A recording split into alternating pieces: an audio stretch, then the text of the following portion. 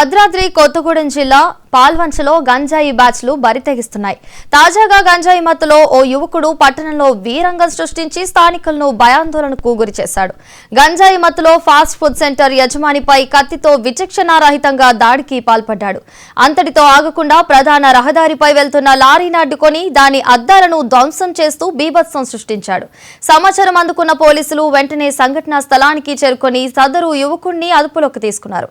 పాల్వంచలో రోజురోజుకు గంజాయి ముఠాల దాడులు పెరిగిపోతుండటంతో సామాన్య ప్రజలు ప్రాణాలు అరిచేతిలో పెట్టుకుని బ్రతుకుతున్నారు. గంజాయి రవాణా వినియోగంపై పోలీసులు తక్షణమే స్పందించి స్పెషల్ డ్రైవ్ నిర్వహించాలని, ఇలాంటి అసాంఘిక శక్తులపై కఠిన చర్యలు తీసుకోవాలని పట్టణ ప్రజలు డిమాండ్ చేస్తున్నారు.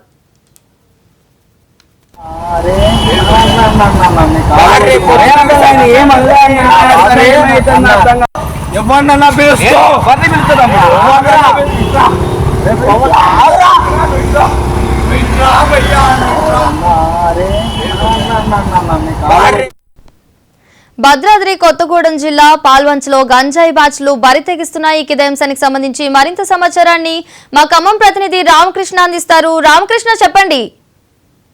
పాల్వంచలో గంజాయి బ్యాచ్ విచ్చలవిడిగా ఇక్కడ చెలరేగిపోతున్నారు. ఈ క్రమంలోనే అనేక దాడులకు పాల్పడుతున్నారు. గంజాయి మత్తులో ఒక ఫాస్ట్ ఫుడ్ సెంటర్ దగ్గరికి వెళ్లి ఆ యజమానితో దాడి సంబంధించి పెద్ద ఎత్తున గొడవ పెట్టుకున్నాడు. ఈ క్రమంలోనే కత్తితో దాడి చేసే ప్రయత్నం కూడా చేశారు. ఈ క్రమంలోనే దాదాపుగా గంట పాటు వీరంగం సృష్టించారు. ఇదంతా కూడా ప్రధాన రహదారి కావడంతో ప్రధాన రహదారిపై వెళ్లేటటువంటి వాహనాలను కూడా అడ్డగించే ప్రయత్నం చేశారు. ఈ క్రమంలోనే ఒక లారీని కూడా ఆపి ఆ లారీ అద్దాలను కూడా ధ్వంసం చేశారు. మొత్తం ఈ తతంగం మొత్తం కూడా ప్రధాన రహదారి మీదనే జరగడంతో ఆ ప్రాంతంలో వెళ్లేటటువంటి వాహనదారులు కావచ్చు, అటుగా వెళ్లే వారందరూ కూడా భయభ్రాంతులకు గురయ్యారు. పాల్వంచలో నిత్యకృత్యంగా ఇది మారింది. గంజాయి బ్యాచ్ చెలరేగిపోతుంది. ప్రతిరోజు కూడా ఎక్కడో చోట ఈ గంజాయి మత్తులో పడడంతో మొత్తం పాల్వంచ వాసులందరూ కూడా భయాందోళనకు గురవుతున్నారు. ముఖ్యంగా మహిళలు కావచ్చు, స్కూల్కి వెళ్ళేటటువంటి విద్యార్థులు కావచ్చు, వీళ్ళు ఒంటరిగా వెళ్ళలేనటువంటి పరిస్థితి ఉంది. ఏ క్షణంలో వాళ్ళు ఎటు నుంచి వచ్చి దాడి చేస్తారా, గంజాయి మత్తులో ఏం చేస్తారా అన్న ఒక బిక్కుమంటూ కాలం గడుపుతున్నటువంటి పరిస్థితి అయితే ఉంది.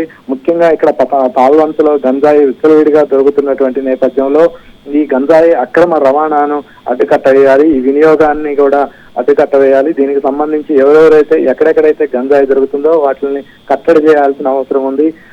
ఎవరైతే గంజాయికి పాల్పడుతున్నారో వాళ్ళందరినీ కూడా తగిన శిక్ష వేయాలి అని చెప్పి ఇక్కడ ఉన్న వాళ్ళైతే కోరుతున్నటువంటి పరిస్థితి ఉంది. Right, thank you Ramakrishna.